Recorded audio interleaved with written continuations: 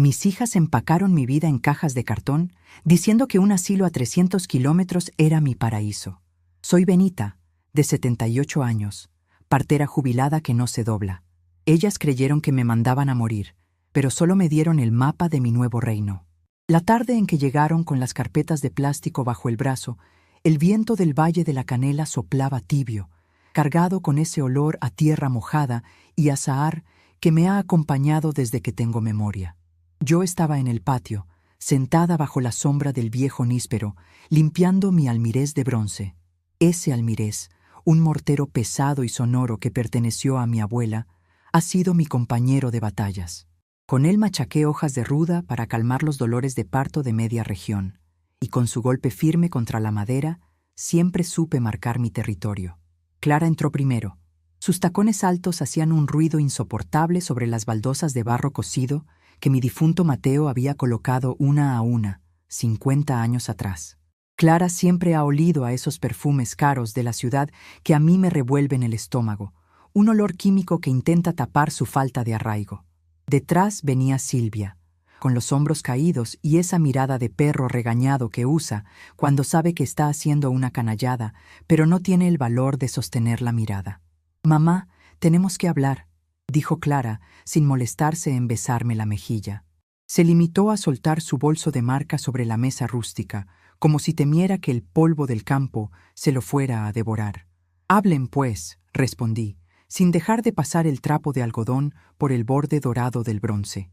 El metal brillaba bajo el sol de la tarde, reflejando la luz directo a sus ojos pintados.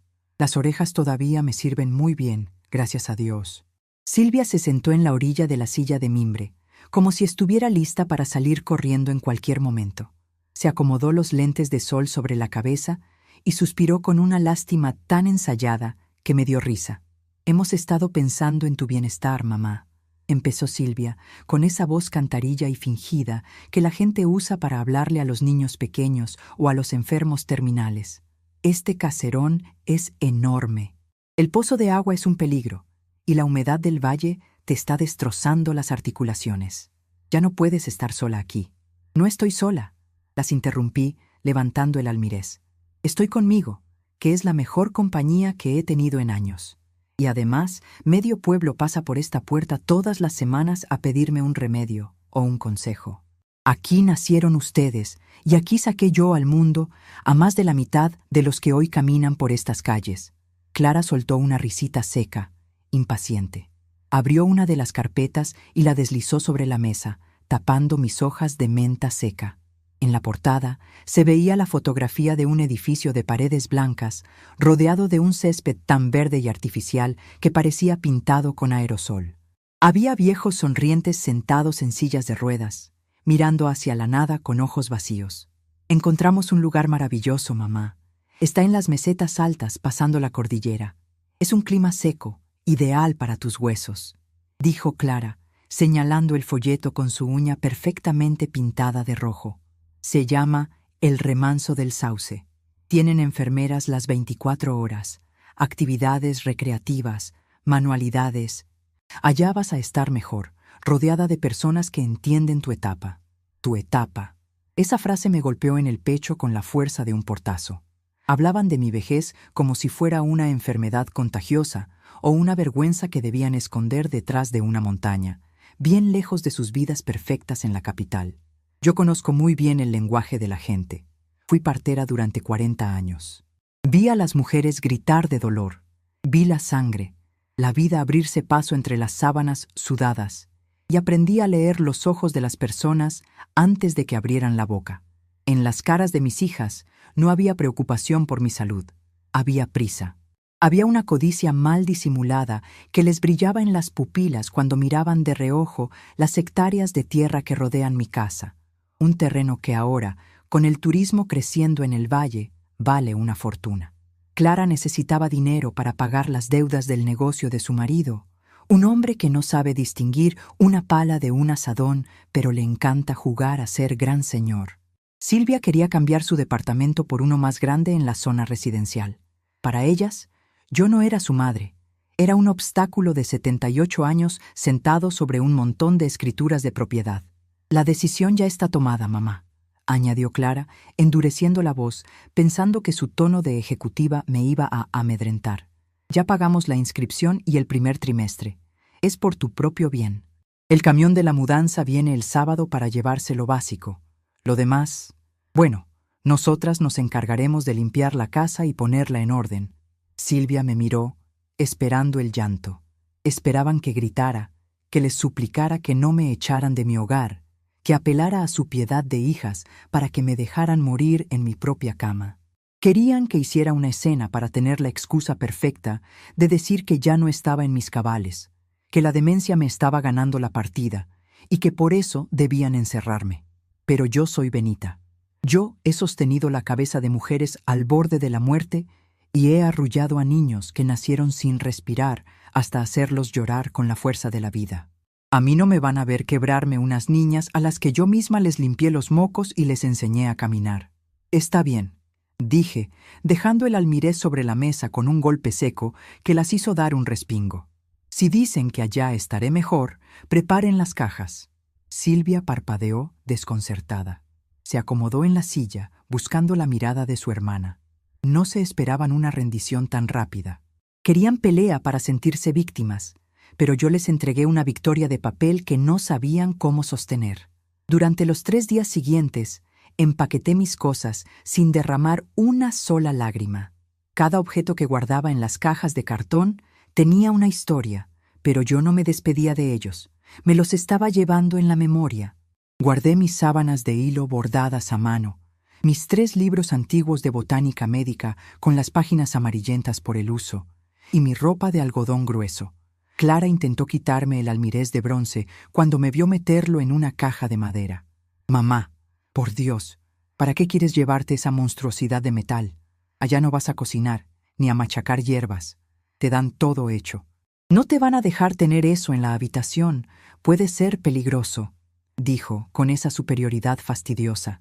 La miré fijo, a los ojos, con la misma mirada severa con la que controlaba las hemorragias en los ranchos más lejanos del valle. Este bronce tiene más historia y más dignidad que toda la casa donde vives, Clara, le contesté, con una voz tan tranquila que parecía hielo. Se va conmigo, o no me subo a ese maldito carro. Clara dio un paso atrás, desviando la mirada.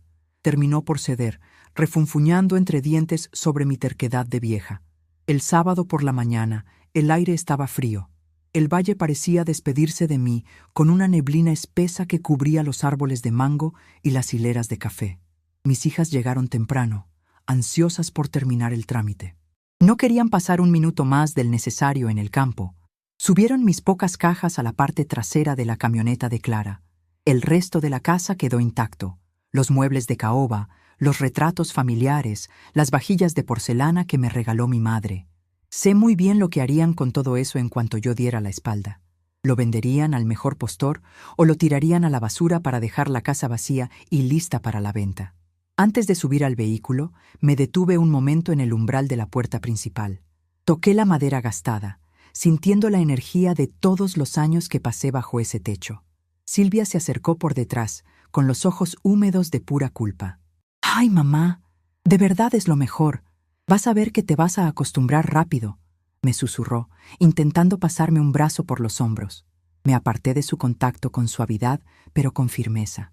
La miré de arriba a abajo, viendo la flaqueza de su carácter en cada uno de sus gestos. «Guárdate tus lágrimas, Silvia.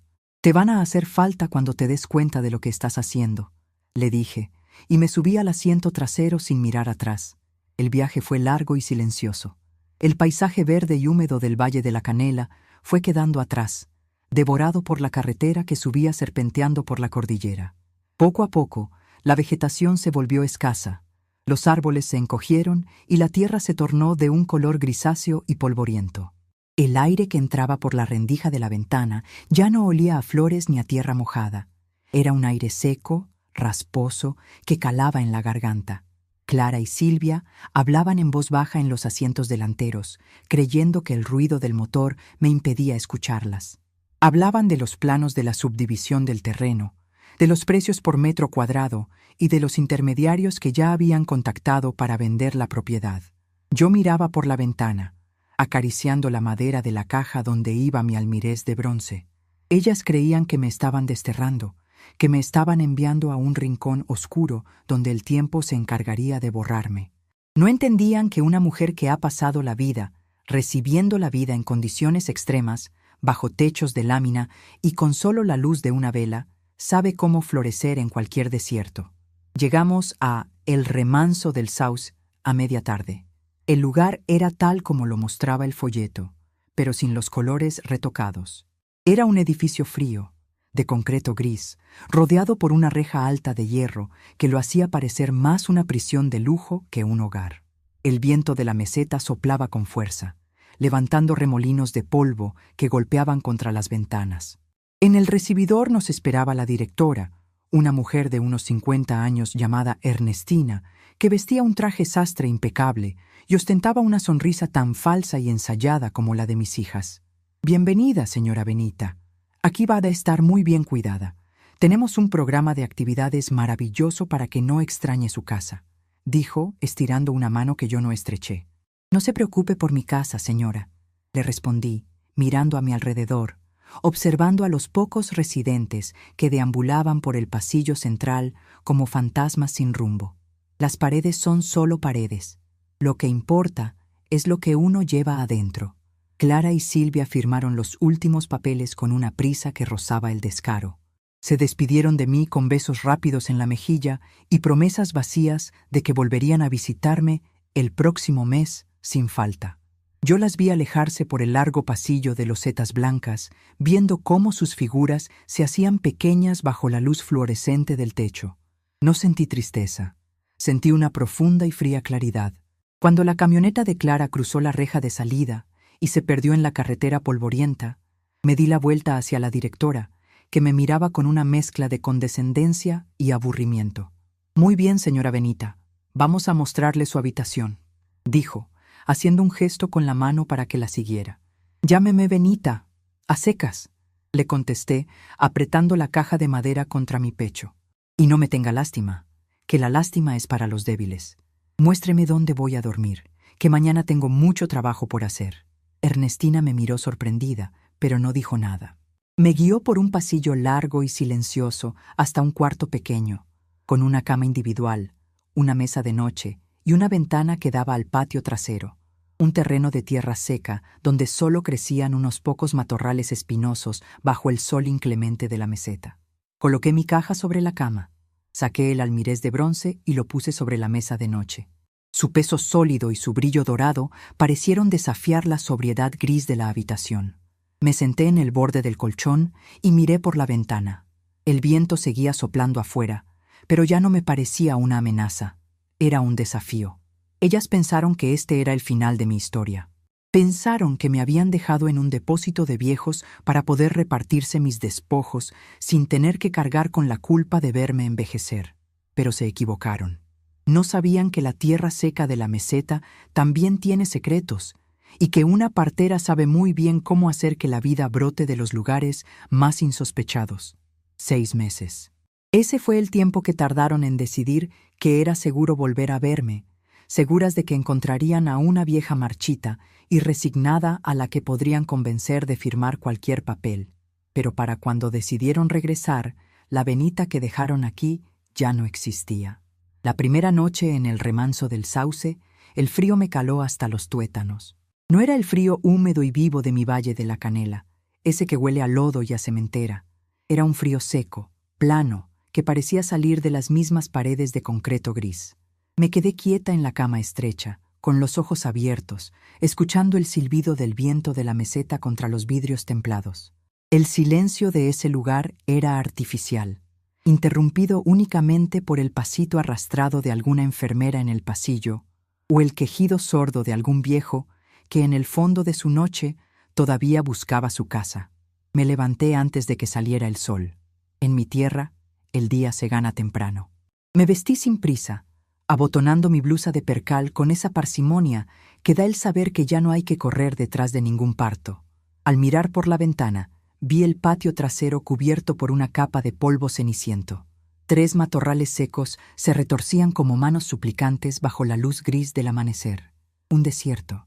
Eso era lo que mis hijas habían elegido para mí. Un desierto donde el viento se tragara mis palabras y la arena sepultara mis recuerdos. Creyeron que me mandaban a un cementerio de vivos. Susurré, acariciando el borde frío de mi almirez de bronce sobre la mesa de noche. Pero se les olvidó que yo sé sembrar en la piedra. Cuando bajé al comedor para el desayuno, el panorama no era mejor. Unas 30 personas se sentaban frente a platos de avena tibia y desabrida. Algunos miraban el fondo de sus tazas con una fijeza espantosa. Otros masticaban con una lentitud de péndulo, como si cada bocado fuera un trámite pesado. El olor del lugar era una mezcla de desinfectante de pino, medicina barata y tristeza estancada. No había ruido de cubiertos, no había risas, no había quejas. La disciplina del encierro los había vuelto mudos. Una muchacha joven, con un uniforme azul que le quedaba grande y una cara de cansancio que daba lástima, me puso un tazón enfrente. «Buenos días, señora Benita. Tómese la avena antes de que se enfríe. Después le toca la pastilla de la presión», dijo con una voz mecánica, sin mirarme a los ojos. La tomé del puño con suavidad, pero con la firmeza de mis 78 años. Su piel estaba fría. «¿Cómo te llamas, hija?», le pregunté. La muchacha parpadeó, sorprendida por el contacto físico y por la pregunta. En estos lugares, parece que los empleados tampoco tienen nombre para los residentes, y viceversa. Son solo uniformes que mueven cuerpos. «Teresa», contestó, mirando de reojo hacia la mesa principal donde la directora Ernestina tomaba café mientras revisaba unos papeles. «Bueno, Teresa, esta avena no tiene sal, ni canela, ni pizca de gracia. Mañana me traes un poco de sal del comedor de empleados, si no te es mucha molestia. Y la pastilla no me la voy a tomar hoy. Mi presión está tan buena como la tuya, y esos químicos solo me entorpecen la cabeza». «Pero señora, son las órdenes del doctor», empezó a decir asustada. «El doctor no tiene mis arterias, Teresa. Yo he recetado hierbas y controlado la sangre de media provincia antes de que él aprendiera a limpiarse la nariz. No te preocupes, que si me muero, no será por tu culpa». La muchacha esbozó una sonrisa tímida, casi invisible, y se retiró con paso rápido. Yo empujé el plato de avena a un lado y me dediqué a observar. Ese fue mi primer trabajo, evaluar mis recursos. En la mesa de al lado estaba sentado un hombre alto, de hombros caídos y unas manos enormes que reposaban sobre la mesa como 2 pedazos de madera labrada. Tenía la mirada perdida en la ventana. Sus uñas estaban limpias pero desgastadas, con esa forma plana que solo tienen los hombres que han trabajado la tierra o la madera toda su vida. Más allá, una mujer menuda, con el cabello blanco recogido en un moño perfecto, intentaba abotonarse el chal con dedos temblorosos por el mal de Parkinson. Su frustración era silenciosa. Una lágrima solitaria le corría por la mejilla, arrugada, sin que nadie se diera cuenta. Nadie los miraba. Esa era la gran verdad que descubrí esa mañana. La vejez en la ciudad es invisible. Para la directora Ernestina, para los médicos que venían una vez por semana, para las familias que pagaban la mensualidad desde la distancia, estas personas ya no eran seres humanos con un pasado, con pasiones o con un carácter templado. Eran bultos. Eras el de la habitación 12, la señora del andador, el abuelo que no habla. Y en esa invisibilidad encontré mi mayor poder. Cuando la gente cree que no existes, deja de vigilarte. Piensan que tu cerebro es una esponja seca que ya no retiene agua, que tus manos solo sirven para sostener una taza de té y que tus pasos no tienen rumbo. No saben que el silencio del viejo es el silencio del cazador que acecha. Esa misma tarde empecé a armar mi plan. Subí a mi habitación y abrí mi maleta. Debajo de mis sábanas de hilo, bien escondidos en los pliegues de mis fustanes de lana, traía mis tesoros. No eran joyas ni dinero. Eran bolsitas de tela que yo misma había cosido antes de salir del Valle de la Canela, llenas de semillas que había recolectado de mi propio jardín y de los campos vecinos. Semillas de ruda, de albahaca morada, de manzanilla del monte, de romero y de menta. También traía unos granos de maíz de la tierra y unas semillas de caléndula, esa flor naranja que sana las heridas más rebeldes. Y en el fondo, envuelto en un paño de terciopelo viejo, mi almirez de bronce. Saqué el mortero y lo puse sobre la mesa de noche. El metal brilló bajo la luz mortecina del atardecer de la meseta. Lo toqué con las yemas de los dedos, sintiendo su frío familiar. Este bronce había pertenecido a mi abuela Benita, de quien heredé el nombre y el oficio de partera. Ella me enseñó que el sonido del metal contra el metal ahuyenta a los malos espíritus y despierta las almas dormidas. En el campo, cuando una mujer tardaba en parir, mi abuela machacaba las hierbas con fuerza en el patio para que el eco del bronce le diera valor a la parturienta. «Es hora de que vuelvas a cantar», le dije al almirez. Mi plan requería paciencia, esa virtud que solo se aprende cuando has tenido que esperar 12 horas a que un niño decida nacer. Primero, tenía que ganarme el territorio. Al día siguiente, durante la hora del descanso en la que todos se quedaban dormidos frente al televisor del salón común, me deslicé hacia el patio trasero.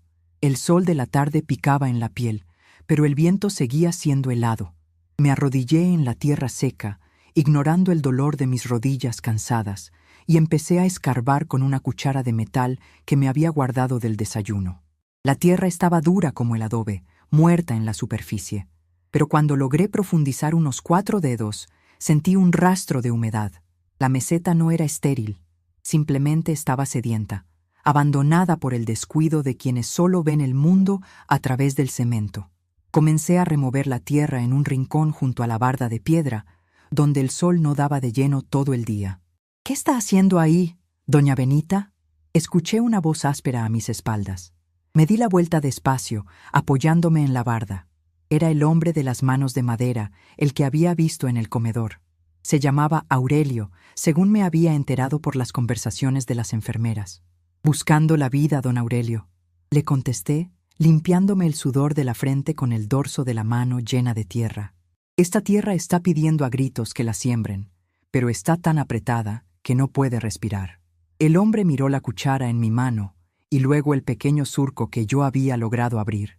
Sus ojos, que antes parecían apagados por la neblina del olvido, brillaron con una chispa de interés. «Con esa cuchara se va a tardar 1 año, señora», dijo, con una voz que sonaba como piedras rodando en un río. «Esa tierra necesita un azadón, o por lo menos una barra de hierro, pues como no nos dejan tener herramientas porque dicen que somos peligrosos, tendré que conformarme con la cuchara», le respondí con una sonrisa pícara. «A menos que usted conozca algún secreto de este lugar». Aurelio guardó silencio, mirando a su alrededor como si temiera que las paredes lo estuvieran escuchando. Luego, se acercó 2 pasos y se inclinó hacia mí. «En el cuarto de herramientas que está detrás del cobertizo de la basura hay una pala rota y un rastrillo sin mango. El guardia de la noche se queda dormido a las 10. Yo sé cómo abrir ese candado con un alambre». Sentí una oleada de calor en el pecho. El plan estaba funcionando antes de lo que esperaba. La rebelión no se hace con discursos, se hace compartiendo la complicidad de los desterrados. «Entonces ya tenemos trabajo para mañana, don Aurelio», le dije, extendiéndole mi mano sucia de tierra. Él la tomó con su mano enorme y callosa. Fue un pacto silencioso, sellado con el polvo de la meseta. Esa noche, cuando todo el asilo quedó sumido en la penumbra y los ruidos habituales del edificio se apagaron, saqué mi almirez. Tomé unas hojas de menta seca que traía en mis bolsillos y las eché en el fondo de bronce. Agarré el pesado mazo de metal y con cuidado pero con firmeza lo dejé caer sobre las hojas. ¡Clang! El sonido fue limpio, vibrante, un eco dorado que atravesó la puerta de mi habitación y se extendió por el pasillo como una campana de iglesia en domingo. Fue un golpe seco. Esperé unos segundos, conteniendo la respiración. Nadie vino. Al cabo de 1 minuto di otro golpe. ¡Clang! En la habitación de al lado, escuché el crujido de una cama. El sonido del bronce no era un ruido molesto, era una llamada. Era el aviso de que en medio de esa noche de olvido había alguien despierto, alguien que todavía tenía la fuerza de machacar la vida. Durante las semanas siguientes, mi habitación se convirtió en una botica clandestina. Don Aurelio cumplió su palabra. Cada noche, después de las 10, me traía un puñado de tierra buena que sacaba de los alrededores de la reja exterior, donde el pasto de la entrada sí recibía agua. Yo mezclaba esa tierra con las semillas en pequeñas macetas improvisadas que hacíamos cortando las botellas de plástico de agua que las enfermeras tiraban a la basura. La señora del moño perfecto y las manos temblorosas, que se llamaba Hortensia, resultó ser una experta en costura. Cuando vio lo que estábamos haciendo, me pidió que la dejara ayudar. Sus dedos, que no podían sostener una cuchara sin tirar la sopa, recuperaban la precisión de una cirujana cuando les daba la tarea de desmenuzar las hojas secas de manzanilla para hacer los saquitos de té. Su temblor desaparecía cuando se concentraba en el aroma dulce de las flores. «Esto huele a la cocina de mi madre, Benita», me dijo una tarde mientras llenábamos unos saquitos de tela que ella misma había cosido con retazos de sábanas viejas. «Hace 20 años que no sentía este olor. Aquí todo huele a hospital, a muerte limpia. Esto huele a casa». «Es porque la tierra no olvida, Hortensia», le contesté, acomodando las macetas de plástico en el alféizar de mi ventana, donde el sol de la tarde empezaba a hacer brotar los primeros brotes verdes de la menta. «Nosotras somos las que olvidamos quiénes somos cuando nos encierran entre estas paredes». Poco a poco, el patio trasero empezó a cambiar. Don Aurelio, que se pasaba los días sentado en el banco de piedra, ahora se levantaba temprano para regar con agua que guardábamos de nuestras jarras de la cena. Los brotes de ruda y de albahaca empezaron a romper la costra gris de la tierra. El olor del patio ya no era solo polvo seco. El viento de la tarde ahora llevaba un aroma sutil y picante de albahaca morada que desconcertaba a las enfermeras. La directora Ernestina comenzó a notar el cambio, pero su soberbia era tan grande que no entendía lo que pasaba bajo sus narices. Una tarde se acercó al patio, mirándome con sus ojos fríos detrás de sus lentes de montura dorada. «Señora Benita, veo que ha estado ocupada en el patio, pero recuerde que no queremos desorden aquí. Este lugar debe mantener una imagen de pulcritud», dijo, mirando con desprecio las plantitas verdes que empezaban a cubrir el rincón de piedra. «No es desorden, directora», le contesté, sin levantarme de mi labor. «Es medicina. Sus enfermeras se pasan el día dándole pastillas para dormir a estos viejos, cuando lo único que necesitan es un poco de té de ruda para el estómago y un motivo para levantarse por la mañana. Mírelos». Ernestina miró hacia el banco del patio. Don Aurelio estaba conversando con don Teodoro, un hombre que llevaba 2 años sin pronunciar una sola palabra desde que lo dejaron aquí. Ahora, Teodoro sostenía un brote de menta entre sus dedos callosos, oliéndolo con los ojos cerrados, con una sonrisa que le devolvía la dignidad a su rostro surcado de arrugas. La directora no supo qué decir. Su manual de administración no tenía respuestas para la vida que brotaba de la tierra seca. Se limitó a dar media vuelta y retirarse, con sus tacones haciendo el mismo ruido molesto que hacían los de mi hija Clara. Yo me quedé mirándola alejarse, sintiendo una fuerza que creía haber perdido en el viaje desde el Valle de la Canela. Mis hijas creyeron que me estaban enviando a un rincón oscuro para que el tiempo me consumiera y ellas pudieran firmar las escrituras de mi casa sin remordimientos. Pensaron que la distancia y la vejez me volverían dócil, que me convertiría en una de esas sombras que deambulaban por los pasillos esperando el final. No sabían que una partera no le teme a la oscuridad. En la oscuridad es donde se gesta la vida. Yo estaba tejiendo una red invisible, pero indestructible. Estaba devolviéndoles la voz a los mudos, las manos a los tullidos y el alma a los olvidados. El remanso del sauce ya no era mi prisión, era mi trinchera. Cada noche, el golpe de mi almirez de bronce sonaba un poco más fuerte, un eco constante que marcaba el pulso de nuestra resistencia silenciosa. 6 meses habían pasado desde que me dejaron aquí. 6 meses en los que mis hijas no me habían llamado ni una sola vez, seguras de que la vieja ya estaría lo suficientemente debilitada para aceptar cualquier trato. Pronto vendrían a buscarme, lo sabía. Vendrían con sus abogados, con sus carpetas de plástico y sus sonrisas de culpa para pedirme que firmara los papeles de venta de mis tierras. Pero cuando cruzaran esa reja de hierro, no iban a encontrar a la Benita cansada y resignada que dejaron en el asiento trasero de su camioneta. Iban a encontrar a la dueña del desierto. Iban a encontrar a una mujer que había hecho florecer la piedra y que tenía a todo un ejército de sombras dispuestas a ponerse de pie a su lado. El viento de la meseta sopló con fuerza esa noche, pero yo ya no sentí frío. El bronce en mis manos estaba tibio, cargado de la fuerza de todas las generaciones de mujeres que me precedieron, listo para dar el golpe definitivo cuando llegara el momento de la verdad. El verde no es solo un color, es una fuerza que tumba paredes si se le deja tiempo. En menos de 2 meses, el rincón polvoriento del patio trasero, ese que parecía un pedazo de tierra muerta, donde solo los escorpiones se atrevían a caminar, se convirtió en una selva pequeña y olorosa. Mis manos, curtidas por los años de andar jalando chamacos al mundo y desenterrando raíces curativas, sabían exactamente cómo ganarle la partida al olvido. La albahaca morada creció alta, con unas hojas anchas y perfumadas que le daban una bofetada al olor a desinfectante barato que inundaba los pasillos de El Remanso del Sauce. Pero el verdadero milagro no estaba en la tierra, sino en la gente. La ejecución de mi plan no requería de gritos ni de sombrerazos. La rebelión de los viejos es una cosa que se hace despacito, como el agua que va gastando la piedra sin que nadie se dé cuenta. Comenzamos con el trueque del silencio.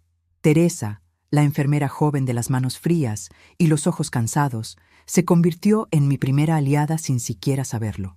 Una tarde la vi llorando detrás del cobertizo de la basura, con la cabeza metida entre las rodillas. Me acerqué arrastrando mis sandalias de cuero, con esa parsimonia que a la directora Ernestina tanto le molestaba. «A ver, muchacha», le dije poniéndole una mano en el hombro. «Las lágrimas no componen el caldo, solo lo ponen salado». «¿Qué te pasa?». Teresa me miró con el rimel corrido y la cara descompuesta.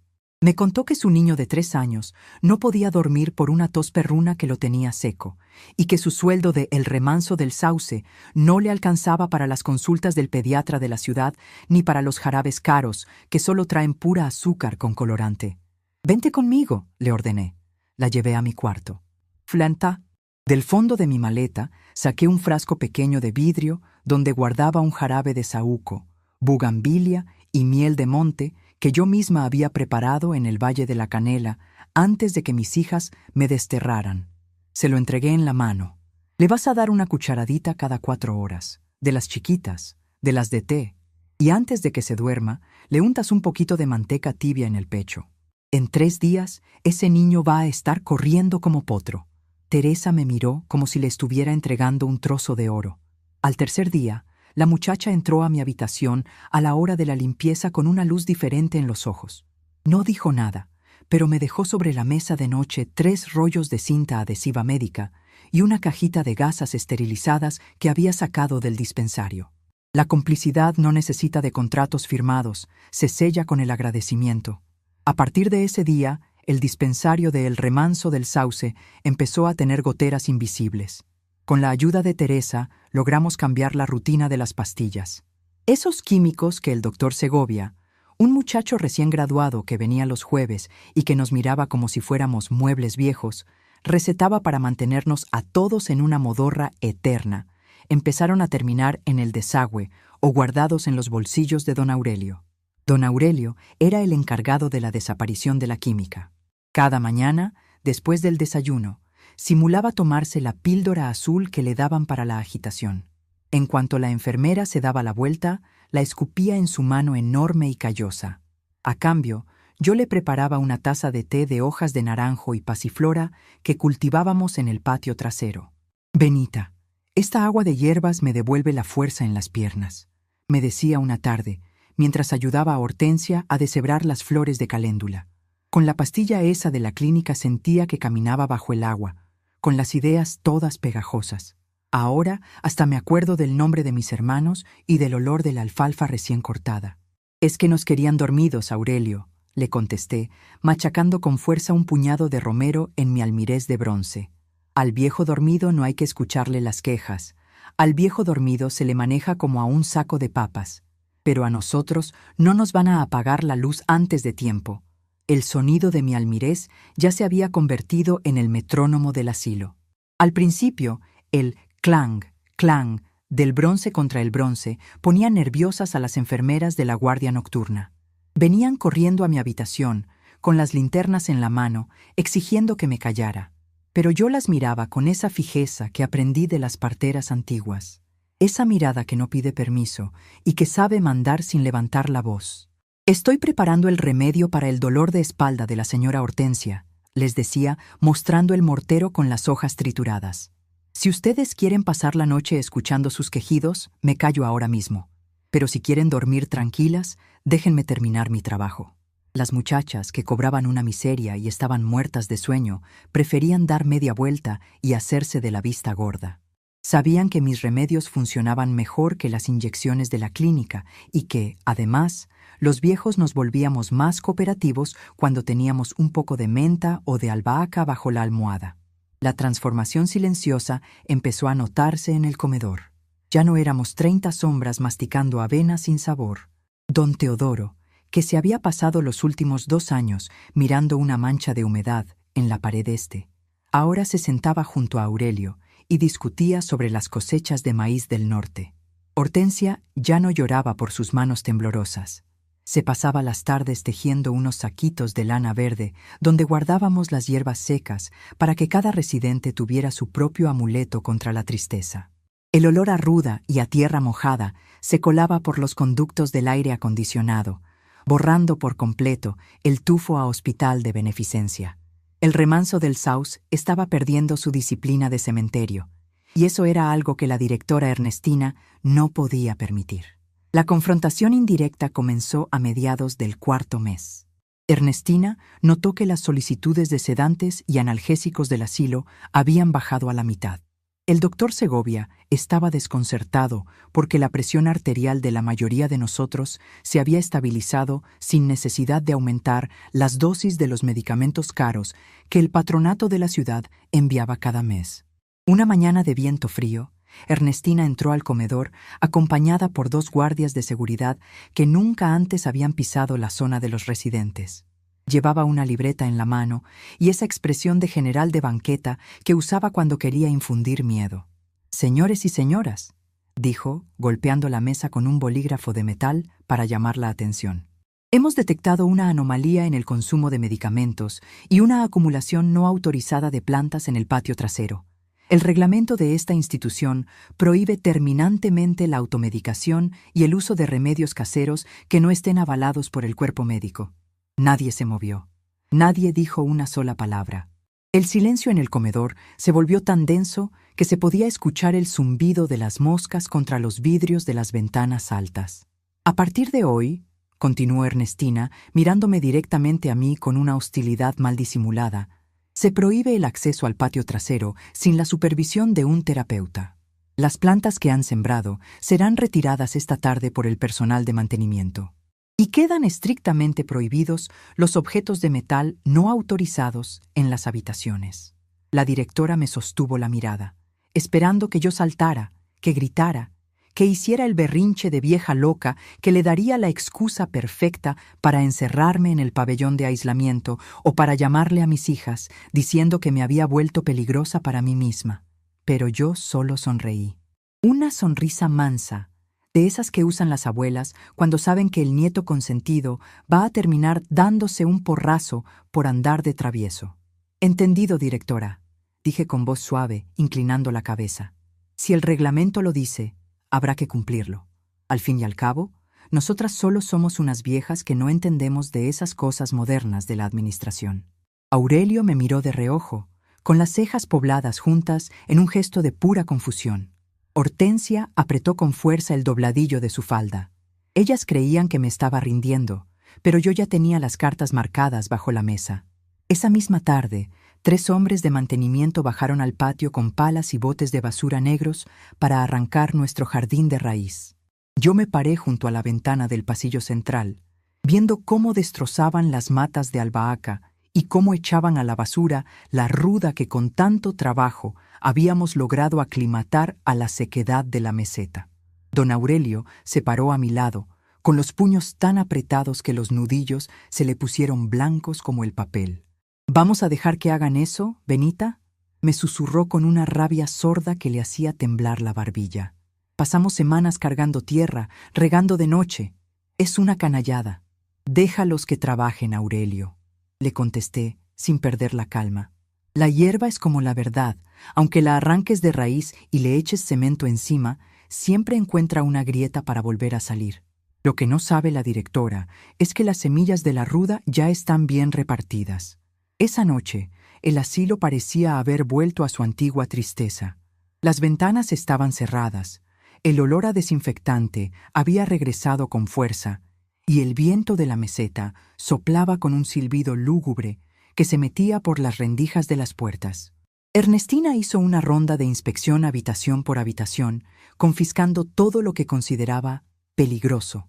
Cuando entró a mi cuarto, yo estaba sentada en la orilla de la cama, con las manos cruzadas sobre el regazo. Sobre la mesa de noche, mi almirez de bronce brillaba bajo la luz mortecina de la bombilla del techo. «Señora Benita», dijo Ernestina, extendiendo la mano hacia el mortero. «Esto se va a la bodega de objetos confiscados. Ya se lo había advertido su hija Clara el día que la trajeron. Este metal es peligroso. Podría usarlo para agredir a alguien o para autolesionarse». Me levanté despacio, sintiendo el crujido familiar de mis rodillas, pero manteniendo la espalda tan recta como cuando sostenía a las parturientas en las camas de adobe. Me puse entre ella y la mesa de noche. «Este bronce no es un arma, señora Ernestina. Es mi historia», le dije, con un tono de voz tan bajo y firme que la mujer dio un paso atrás, sorprendida por la fijeza de mi mirada. «Si usted me quita este almirez, mañana por la mañana la mitad de los residentes de este lugar se van a negar a comer.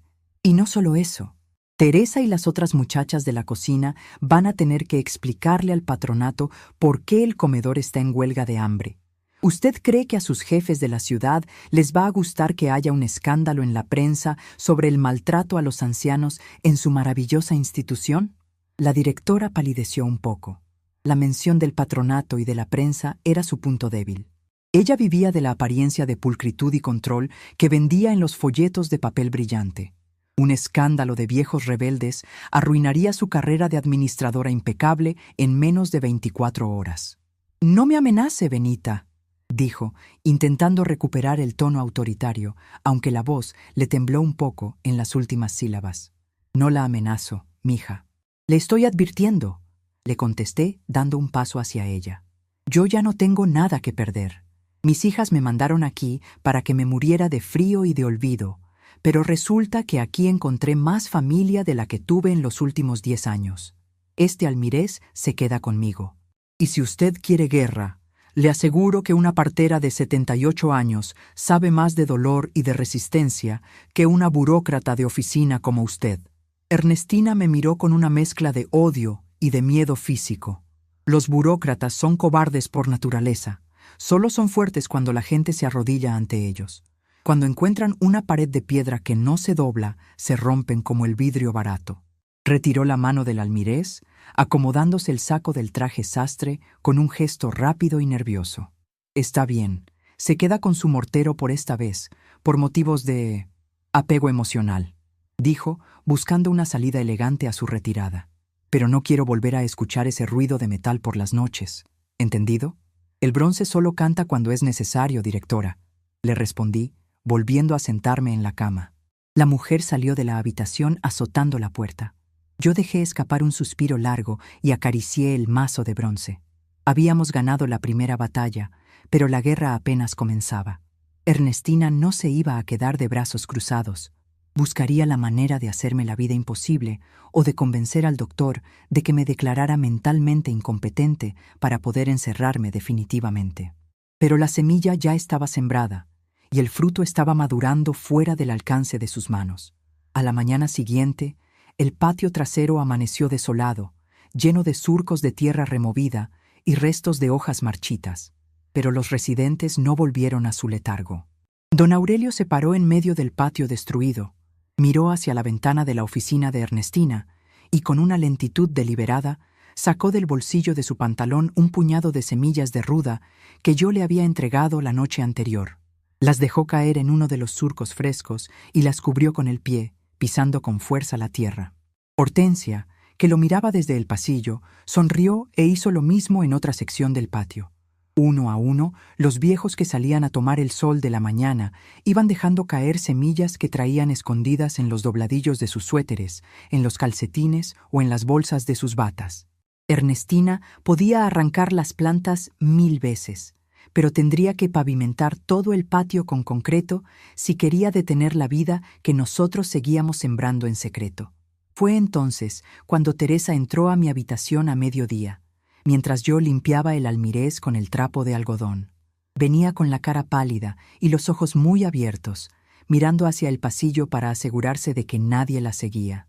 «Doña Benita», susurró acercándose tanto que podía sentir su respiración agitada en mi oído. «Acaba de entrar una llamada a la oficina de la directora. Eran sus hijas, doña Clara y la señora Silvia». Sentí una punzada fría en el estómago, pero no dejé que mi mano temblara sobre el bronce. «¿Y qué dijeron esas niñas, Teresa?» «Dijeron que ya tienen listas las escrituras de la venta de las tierras del Valle de la Canela. Vienen el próximo sábado por la mañana. Le dijeron a la directora que prepare la sala de visitas privada y que tenga listo al doctor Segovia para que firme como testigo de que está en pleno uso de sus facultades mentales para firmar los papeles». Miré por la ventana. El sol de la meseta caía a plomo sobre la tierra removida del patio, donde las semillas clandestinas ya empezaban a calentarse bajo el suelo. 6 meses. Ese había sido el plazo que el destino nos había dado.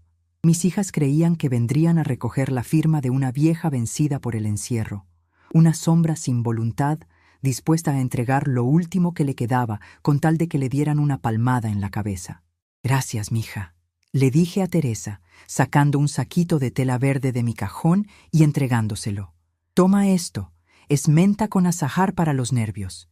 Y no te preocupes por mí. El sábado va a ser un día muy ocupado en el remanso del sauce». Teresa asintió con la cabeza y salió de la habitación a toda prisa. Me quedé sola con mi almirez de bronce.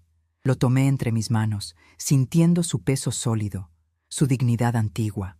Ellas creían que me habían mandado a morir a 300 kilómetros de mi casa, pero lo único que hicieron fue traerme al lugar donde más me necesitaban. Mis hijas pensaban que tenían el negocio de sus vidas resuelto, pero no sabían que una partera sabe muy bien cuándo es el momento de empujar para que la verdad nazca, por más dolorosa que sea. La ejecución silenciosa había terminado. Las piezas del tablero estaban en su lugar, y cada uno de mis soldados de pelo blanco sabía exactamente qué hacer cuando el enemigo cruzara la puerta de hierro de la entrada. El próximo sábado, Clara y Silvia iban a descubrir que la Benita que dejaron aquí ya no existía, y que la nueva dueña de este desierto no firmaba papeles de venta con lágrimas en los ojos. El sábado amaneció con un cielo limpio, de un azul tan frío y afilado que parecía cortado con navaja. El viento de la meseta, que durante meses me había parecido un enemigo rabioso, esa mañana soplaba con una tonada diferente, como si viniera empujando las nubes para hacerme espacio. Me levanté antes de que el primer rayo de sol tocara el alféizar de mi ventana. No tenía prisa, pero el cuerpo de una partera vieja sabe cuándo se va a armar la faena y no le gusta que la mañana lo agarre desprevenido.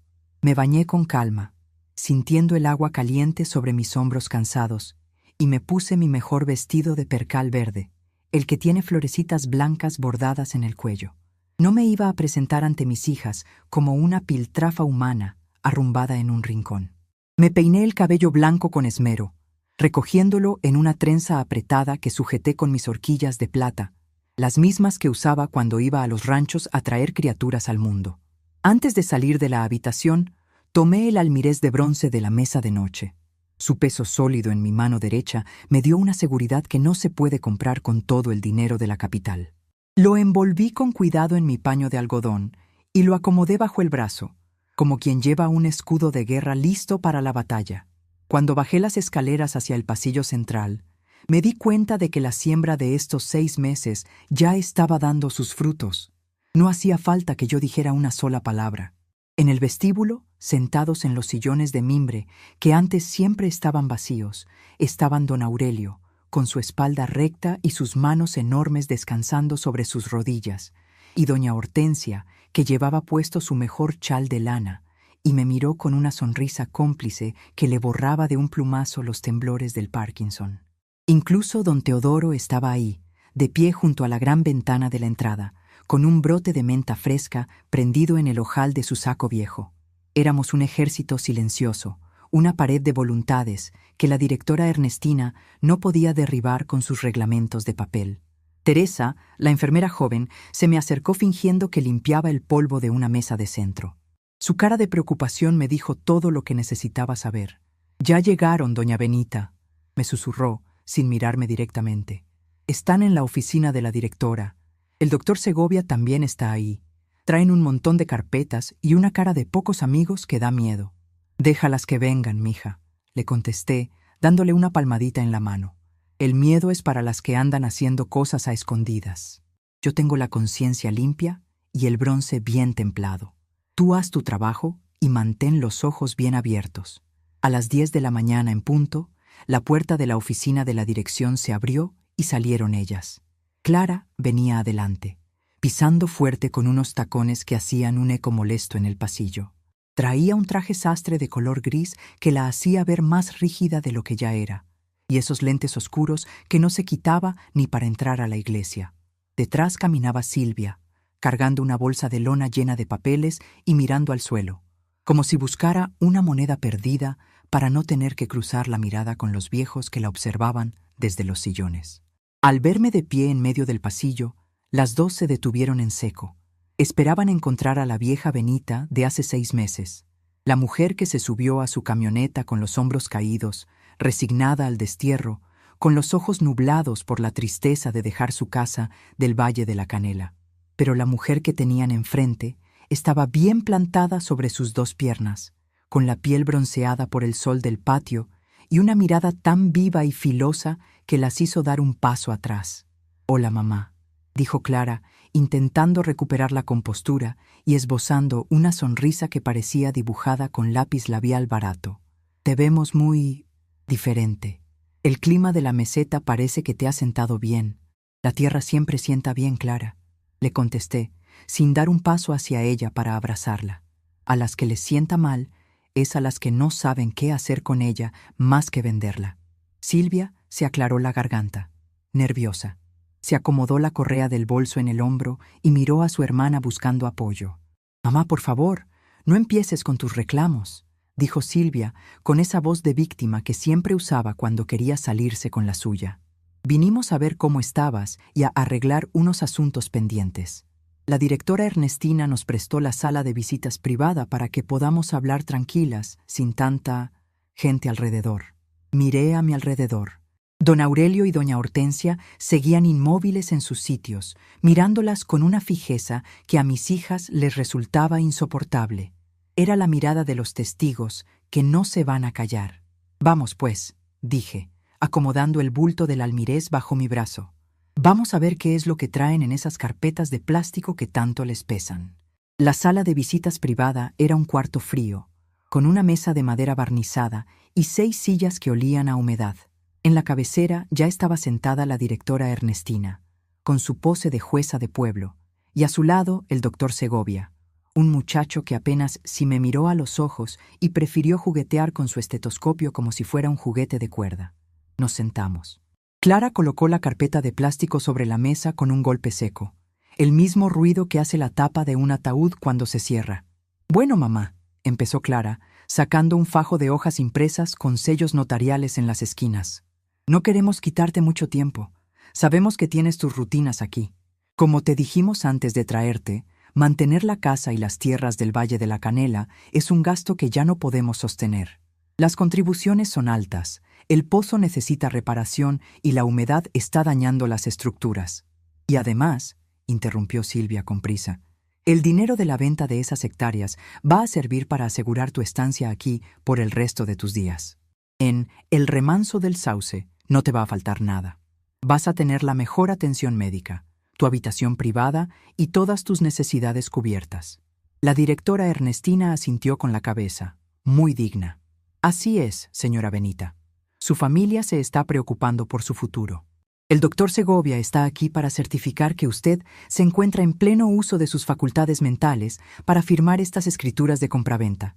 Es un trámite rápido de apenas 10 minutos». Miré al doctor Segovia. El muchacho se acomodó los lentes y me dedicó una sonrisa ensayada. «Sí, doña Benita. He revisado su expediente y considero que, con la medicación adecuada que le hemos estado suministrando, Usted se encuentra perfectamente lúcida para tomar decisiones sobre su patrimonio. Solo necesitamos su firma en estas 3 hojas. Dejé escapar una risa suave, una risita que les heló la sangre a las 3 mujeres de la sala. Desenvolví el paño de algodón lentamente, revelando el brillo dorado de mi almirez de bronce. Lo coloqué en medio de la mesa, justo encima de los papeles notariales que Clara había extendido con tanto cuidado. El metal pesado hizo crujir la madera de la mesa. «¿Qué es esa porquería de metal, mamá?», preguntó Clara, perdiendo la paciencia. «Te dijimos que no queríamos que tuvieras eso en tu cuarto. Es peligroso». «Esta porquería de metal, Clara, es lo único que tiene valor real en esta mesa», le contesté, apoyando mis manos nudosas sobre el borde de la madera. «Y antes de que hablemos de firmas y de escrituras, vamos a poner las cartas sobre la mesa, porque a mí no me van a venir a jugar el dedo en la boca, unas niñas a las que yo misma les enseñé a no mentir». Miré fijamente a la directora Ernestina, que se acomodó en su silla con un gesto de incomodidad. «Señora directora», dije, levantando la voz lo suficiente para que se escuchara fuera de la sala. «Usted sabe muy bien que la mitad de los medicamentos que el patronato envía para nosotros no terminan en nuestras bocas. Terminan en cajas que se venden por debajo del agua en las farmacias de la ciudad. Y también sabe que las enfermeras nos daban esas pastillas azules para mantenernos dormidos porque a usted le molesta el ruido de la gente que todavía quiere vivir». Ernestina se puso roja como un tomate maduro. Intentó levantarse de la silla, pero yo la señalé con el dedo índice, con esa autoridad que no admite réplicas. «Se sienta, señora», le ordené. «El doctor Segovia sabe perfectamente de lo que hablo, porque es él quien firma las recetas falsas para justificar el gasto. Si yo abro la boca fuera de esta reja de hierro, la policía no va a venir a buscar a una vieja de 78 años. Va a venir a buscar a los administradores de este lugar por desvío de recursos y maltrato.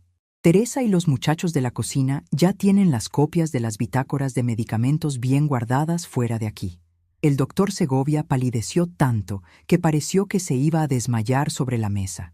Su estetoscopio resbaló de sus manos y cayó al suelo con un ruido metálico y sordo. «Mamá, ¿de qué estás hablando? ¿Te estás volviendo loca?», gritó Silvia con los ojos desorbitados de puro espanto.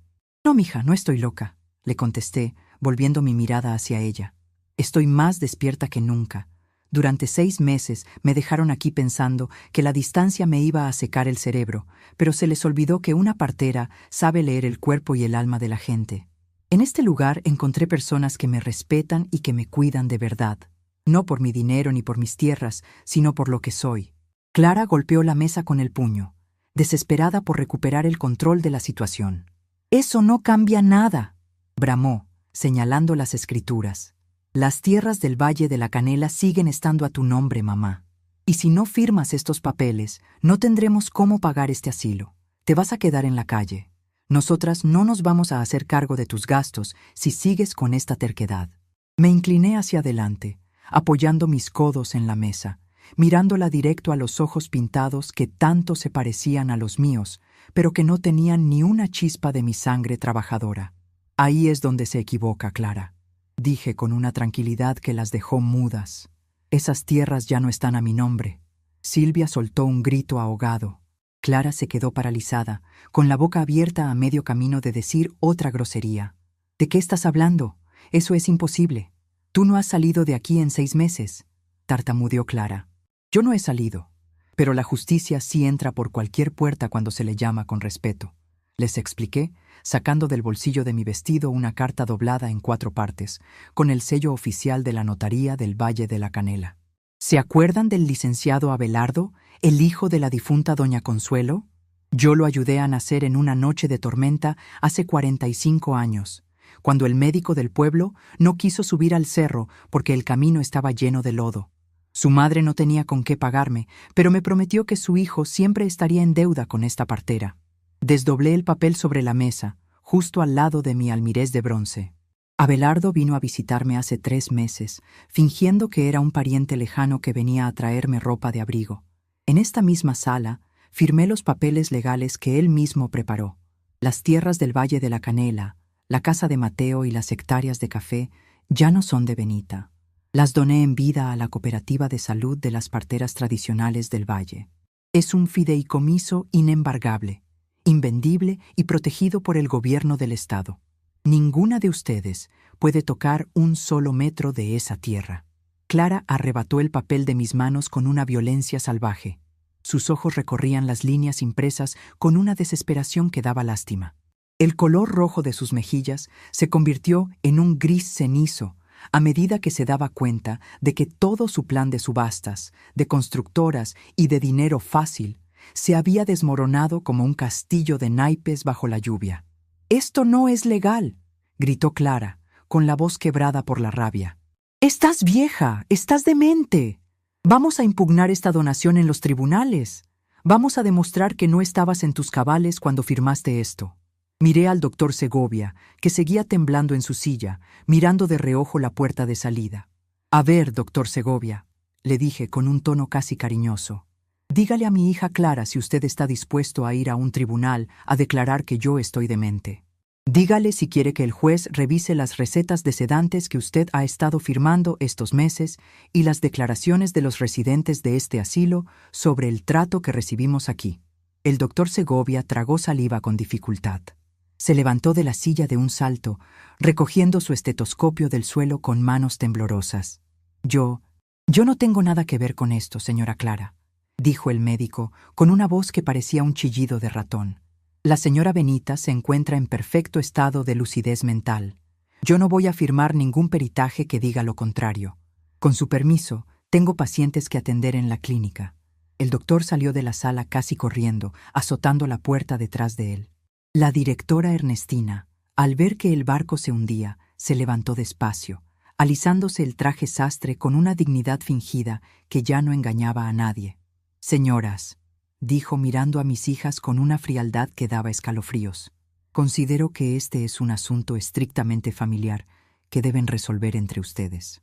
El remanso del Sauce no se prestará a ninguna disputa legal que pueda dañar la reputación de la institución. Señora Benita, su habitación sigue estando disponible, y mientras sus mensualidades estén cubiertas por el fondo de la cooperativa que usted mencionó, ¿nadie la va a molestar aquí? Buenas tardes». Ernestina salió de la sala con paso rápido, dejándome sola con mis dos hijas. El silencio que quedó en la habitación era espeso, pesado como la tierra húmeda del cementerio. Clara dejó caer la carpeta de plástico sobre la mesa. Su mirada ya no era la de la ejecutiva implacable que venía a pisotear a una vieja. Era la mirada de una mujer derrotada, vacía de esa codicia que había sido su único motor durante años. Silvia empezó a llorar de verdad, no con ese llanto ensayado que usaba para dar lástima, sino con un llanto de rabia y de frustración de quien sabe que lo ha perdido todo por andar de codiciosa. «¿Por qué nos hiciste esto, mamá?», sollozó Silvia, tapándose la cara con las manos. «Solo queríamos lo mejor para ti. Este lugar es muy caro. Nosotras no podemos mantener nuestras vidas en la ciudad si no vendíamos esa propiedad. Las deudas nos están ahogando». Me levanté de la silla, apoyando mis manos en la mesa de madera. Tomé mi almirez de bronce y lo envolví de nuevo en su paño de algodón, con toda la calma del mundo. «Ustedes no querían lo mejor para mí, Silvia. Querían lo mejor para sus bolsillos», les dije, con una voz que ya no tenía rabia, sino una profunda y fría claridad. Me mandaron a este desierto pensando que el olvido me iba a consumir, que me convertiría en una de esas sombras que esperan la muerte sentadas frente a un televisor apagado. Pero se les olvidó que una partera no le teme a la oscuridad. En la oscuridad es donde se gesta la vida. Clara me miró con odio, pero un odio impotente, de esos que no tienen dientes para morder. «No te preocupes por mis gastos de este asilo», continué, acomodando el bronce bajo mi brazo. «La cooperativa del Valle ya se encargó de pagar mi estancia aquí por los próximos 10 años. Y no lo hicieron por obligación, sino por el respeto que le tienen a esta vieja que les ayudó a nacer. Yo de aquí no me muevo, porque aquí tengo un trabajo que hacer. Tengo que enseñarle a esta gente a volver a cantar, a volver a sembrar y a no dejarse apagar por el miedo de los que se creen más fuertes». Me di la vuelta y caminé hacia la puerta de la sala de visitas. Antes de abrirla, me detuve un momento y las miré por encima del hombro. «Pueden guardarse sus papeles y sus lágrimas para la carretera, hijas. Ya no tienen nada que hacer aquí. El Valle de la Canela sigue siendo de los que trabajan la tierra, y mi vida sigue siendo mía, hasta el último suspiro que Dios me tenga guardado. Salí al pasillo central sin mirar atrás. Afuera de la sala, los viejos seguían en sus puestos. Don Aurelio me miró con sus ojos brillantes de orgullo. Doña Hortensia asintió con la cabeza, acariciando el saquito de lana verde que llevaba en el regazo. Y don Teodoro me dedicó una sonrisa amplia, de esas que devuelven la dignidad a un rostro cansado. Las vi salir por el pasillo de losetas blancas hacia la puerta de salida. Caminaban despacio, con las cabezas bajas y las carpetas de plástico apretadas contra el pecho, como si fueran escudos inútiles contra el viento de la meseta que soplaba afuera. Ninguna de las dos se atrevió a mirarme.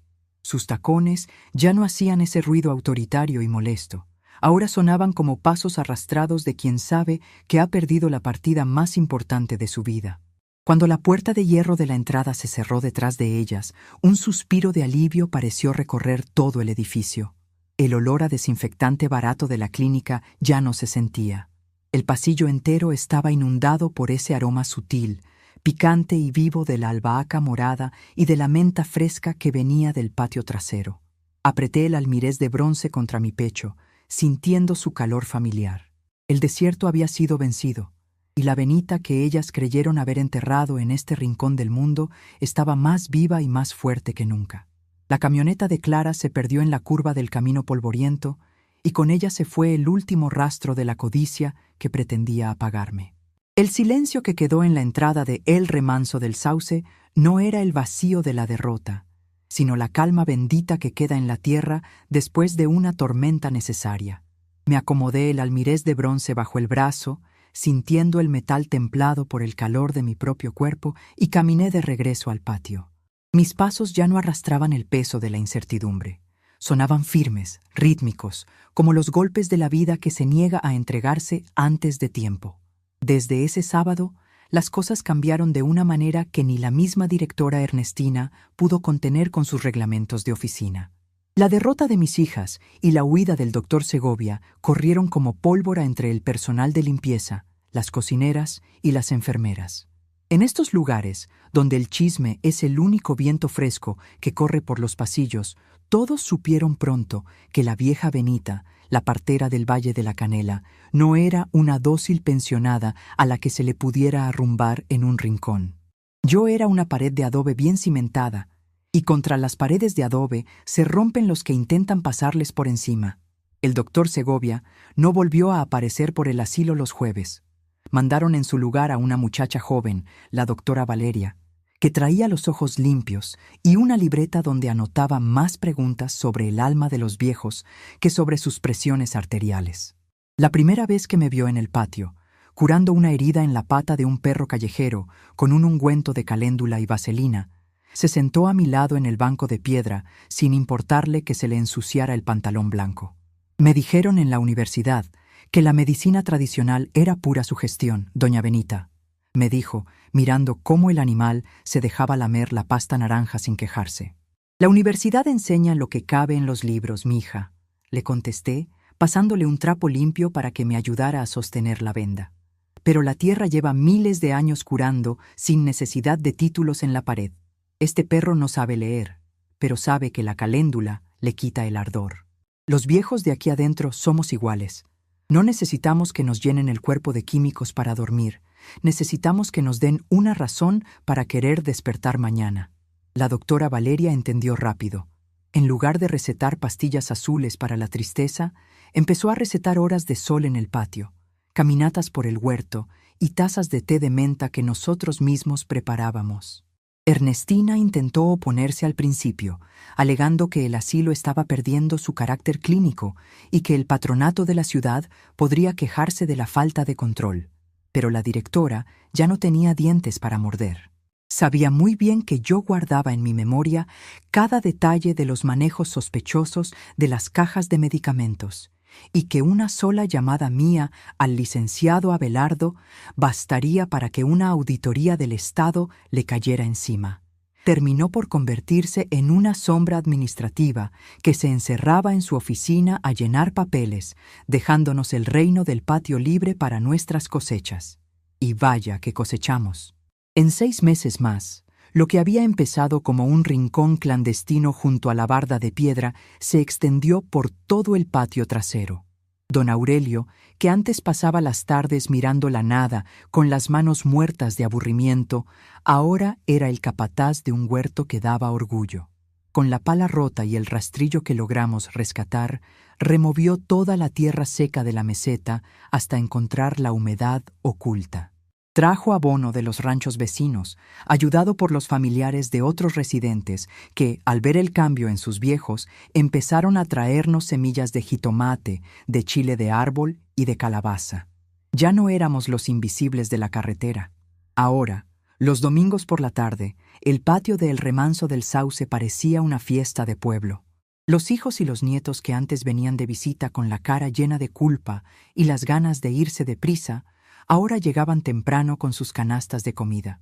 Se sentaban bajo la sombra de un tejado de lámina que don Aurelio y don Teodoro habían levantado con maderas de desecho, rodeados por el olor dulce de la albahaca morada y el romero.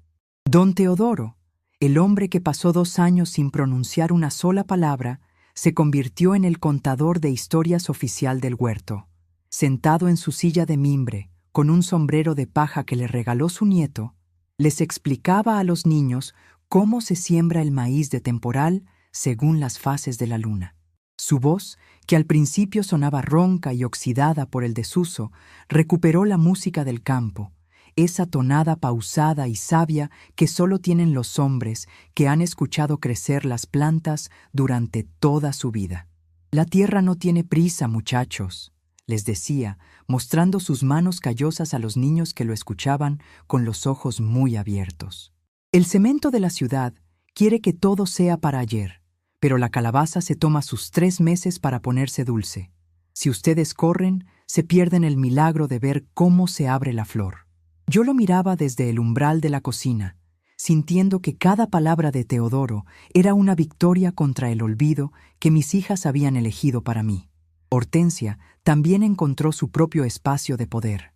Sus manos, que antes temblaban tanto que daban lástima, se volvieron precisas cuando les dimos la tarea de coser los saquitos de tela para las hierbas medicinales. Con la ayuda de Teresa, la enfermera que ahora era nuestra aliada incondicional, organizó un taller de costura en el comedor durante las tardes de lluvia. Usaban sábanas viejas, retazos de camisas y lana de colores que la gente del pueblo nos donaba. Los saquitos de Hortensia, llenos de lavanda y manzanilla para poner debajo de la almohada, se volvieron famosos en toda la comarca. La gente del caserío cercano venía los sábados a comprarlos por unas cuantas monedas o a cambiarlos por huevos de rancho, fruta fresca o pan de dulce. Por primera vez en muchos años, estas mujeres que habían sido desterradas por sus familias como trastos inútiles, volvieron a sentir el peso de una moneda ganada con su propio trabajo en la palma de la mano. Ese dinero no era para hacerse ricas, era para comprar sus propios hilos, sus propios dulces para los nietos y, sobre todo, para comprar su dignidad. «Benita, mira lo que compré», me presumió Hortensia una tarde, mostrándome un par de aretes de plata con forma de hoja. Los compré con la venta de los saquitos de lavanda de esta semana. Mi hija me dijo cuando me trajo aquí que yo ya no necesitaba adornarme, que a mi edad ya nadie me miraba. Pero yo me los pongo porque me gusta cómo brillan cuando me da el sol en el patio. «Te ves hermosa, Hortensia», le contesté, acomodándole un mechón de cabello blanco detrás de la oreja. La gente que no nos mira es porque tiene los ojos llenos de polvo de la ciudad. Nosotras seguimos estando vivas y la vida siempre busca la manera de ponerse bonita. De mis hijas no volví a saber mucho, y está bien que así sea. Sé por medio del licenciado Abelardo que Clara tuvo que vender su camioneta de lujo y que el negocio de su marido terminó por quebrar a pesar de todos sus aires de gran señor. Silvia me escribió una carta hace 3 meses. Una carta llena de palabras tibias y disculpas a medias, donde me decía que la situación en la capital estaba muy difícil y que le gustaría venir a visitarme para platicar como antes. No le contesté la carta, no por rencor, porque el rencor es una hierba amarga que le seca el alma a quien la cultiva, sino por pura honestidad. Las hijas que yo parí en el Valle de la Canela se quedaron en el camino de la codicia, y la Benita de 78 años que hoy vive en la meseta ya no tiene tiempo para perderlo en falsedades. Yo les entregué mi juventud, mi trabajo y mi amor de madre mientras estuvieron bajo mi techo, pero ellas decidieron que mi vejez era una mercancía negociable, y ese es un límite que no se puede desdibujar con una carta de disculpas cuando el negocio les sale mal. Si algún día deciden volver con el corazón limpio, sin escrituras bajo el brazo ni carpetas de plástico, las recibiré con una taza de té de menta y un plato de frijoles de la olla. Pero mientras sigan buscando en mí el dinero que no supieron ganar con su propio esfuerzo, es mejor que se queden del otro lado de la cordillera, viviendo la vida que ellas mismas se construyeron sobre la prisa y el asfalto. Ahora que el sol de la tarde empieza a caer sobre las mesetas altas, el viento trae un olor a tierra mojada que me recuerda a mi Valle de la Canela. Ya no extraño mi antigua casa con esa tristeza que me partía el pecho durante las primeras semanas de mi encierro. Entendí que mi hogar no eran las paredes de adobe que Mateo construyó, ni las hectáreas de café que ahora pertenecen a las parteras tradicionales. Mi hogar es mi propia fuerza. Mi hogar es la capacidad de hacer que la vida brote en donde otros solo ven piedras y polvo. Me siento en mi mecedora de mimbre en el patio trasero, con el almirez de bronce descansando sobre mis piernas. A mi alrededor, el huerto está lleno de verde. Aurelio está terminando de regar las matas de jitomate. Hortensia dobla con cuidado los saquitos de tela en una canasta de mimbre, y Teresa pasa entre ellos repartiendo tazas de agua de limón con chía. Tomo el mazo de metal y lo dejo caer con suavidad sobre el fondo de bronce. ¡Clan! El sonido es limpio, sonoro, un eco dorado que vuela por encima de la reja de hierro y se pierde en la inmensidad de la meseta. No es un grito de auxilio, es el canto de una partera que sabe que su trabajo todavía no ha terminado. He ayudado a nacer a cientos de niños en la oscuridad de los ranchos, y ahora, en la luz de mi vejez, estoy ayudando a nacer de nuevo a estas almas que la vida pretendía dar por olvidadas. La vejez no es el final del camino, ni la antesala de la muerte que los cobardes quieren esconder detrás de las montañas. La vejez es el momento de la cosecha, el tiempo en que la madera está tan bien templada que ya no le teme a ninguna tormenta. Soy Benita, tengo 78 años, y mientras tenga un soplo de aire en los pulmones y mi bronce para cantar, la tierra de este desierto seguirá floreciendo bajo mis pies.